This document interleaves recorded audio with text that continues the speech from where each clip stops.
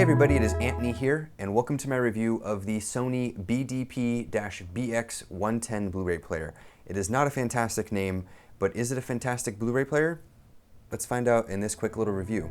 First, let's go over the exterior. It has a nice glossy finish.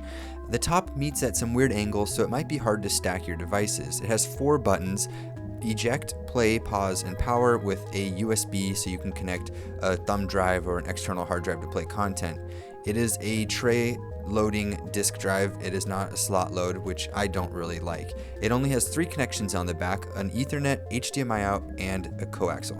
The audio output on this Blu-ray player is limited to only HDMI and digital coaxial. If you're like me and use optical audio, you won't get that option on here, or if you even want to use an analog white and red RCA style for audio, you can't do that as well. It's only HDMI and only digital coaxial. But an added bonus, an HDMI cable is included. I know lots of products nowadays include it, but this is a slightly older Blu-ray player that you can get on the cheap. So it does include an HDMI cable, so you don't need to be searching on Amazon to grab another one to go with this.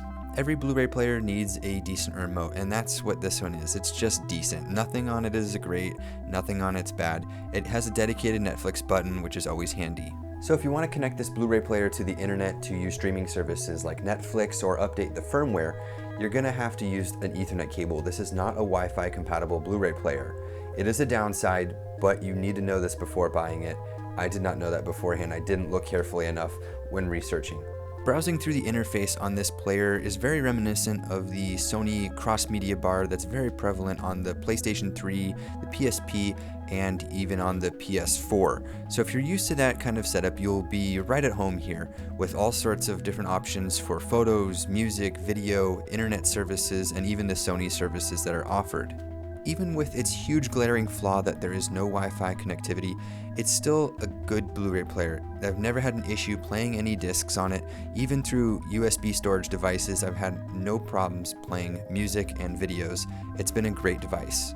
Thank you so much, guys, for watching my short little review of this Sony Blu-ray player. I hope you enjoyed.